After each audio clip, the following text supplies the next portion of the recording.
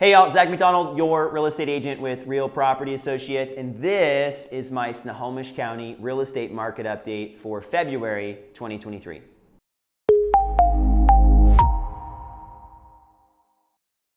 All right, Snohomish County, we're starting to see some of that competition returning to the market. We're starting to see buyers coming back, and we're also starting to see really massive negative year-over-year numbers. So there's some encouraging signs. There's going to be some negative data, and I'm not going to sugarcoat it. It's been a rough second half of 2022.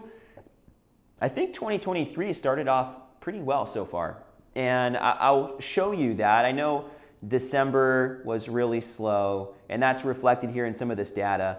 Specifically, the amount of closed sales in January, 29.4% down year over year, 374 closed sales, not very many. But I think some of the encouraging things are going to be the new listings. We saw more this last month than we did the previous month. We also saw more pending sales than the previous month. New listings was down 11.4% year over year, but pending sales was up 6.5%, which means that we're starting to see that buyer activity returning, which is a good sign.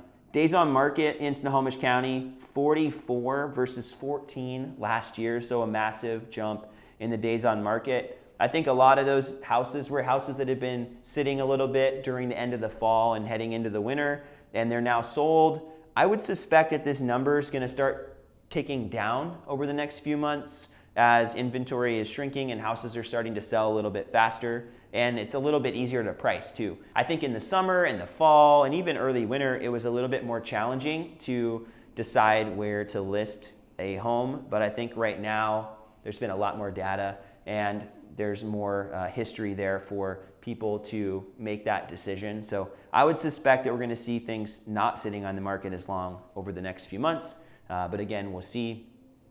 Median sales price in Snohomish County was down 1.4% year over year. It is up though, month over month at $689,970. Average sales price also down slightly, 1.2%, but also down slightly from the previous month, $758,099. I'm just gonna say this, down 1.4% is pretty good given all the changes that we've seen. Now, I will also say this, that as we went through the spring last year, that's where we saw the biggest jumps. So people that bought in 2021 and even the very early part of 22 are probably not too much underwater as far as home values go, but it's, I think, some of those people that bought in the spring that are gonna have to sit on their house a little bit. But I would be optimistic and not discouraged if I was a buyer in 2022, because home prices did decline fairly quickly, but they were increasing fairly substantially. And given the market starting to shift back, I wouldn't be surprised to see things bounce a little bit quicker, not a slow, steady bounce over time. I think we're going to see pretty big jumps when the market starts to heat up again.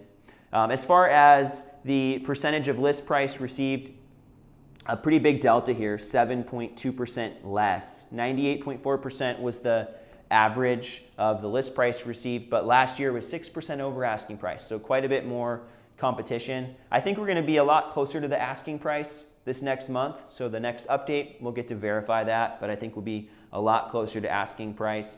Inventory of homes up quite a bit, but we're seeing that supply numbers continuing to go down. Last month, the supply number was 1.1 months of supply, and this last month, 0.9 months. So we're seeing that slowly declining, and it's continuing.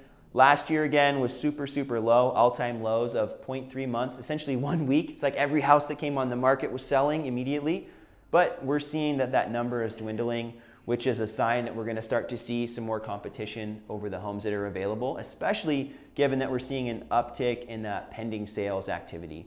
And across the board, listings are getting more showings, open houses are having more attendance, so the buyer activity is starting to pick up.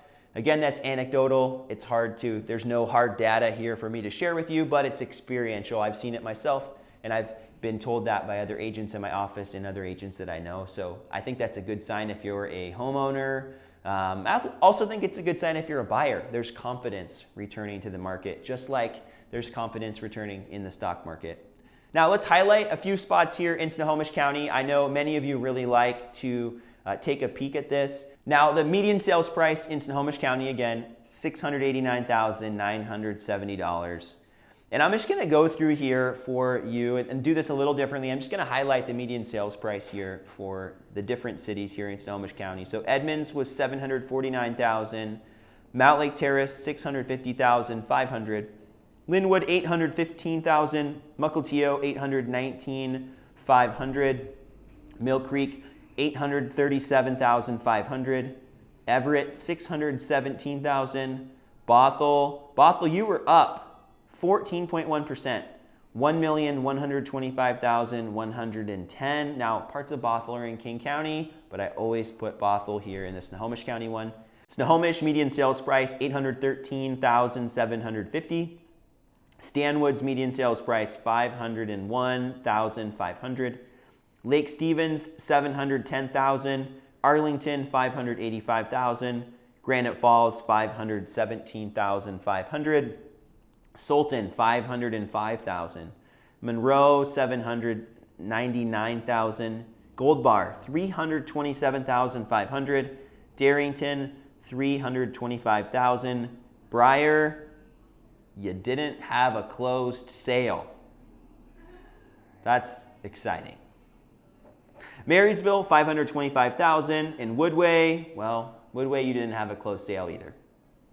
All right, Snohomish County, if you're a buyer considering a purchase in Snohomish County, I think you got to be on the lookout for the competition again. The past 6 months, we've been talking about getting a house below asking price, negotiating the terms on the contract, and also maybe having the seller help pay for your mortgage rate to be bought down or something like that. Now, those were all relevant things over the past 6-7 months. I think the trend is going to be away from that here over the next few months at least, and maybe start to disappear altogether. Again, the competition's returning. And whenever there's competition, the seller's picking the best offer on the table. There's no ifs, ands, or buts about it. They don't care that you would like to have the interest rate bought down anymore because somebody else is willing to buy the house without it. And I've had some listings sell without those buy downs. I've had them sell without seller concessions. And on the same side with buyers, I've had buyers start to pay over asking price because there's competition and remove those contingencies again. So I think as a buyer, the expectation needs to start shifting back to, yeah, we're in a more balanced market, but it's still leaning towards sellers, and it's starting to lean more heavily towards sellers as the amount of supply dwindles. For sellers, prices are still down. Buyers are not paying what they were paying last year in the spring, but they're not paying that much less than they were paying at the same time last year. So I hope that's encouraging if you're a homeowner.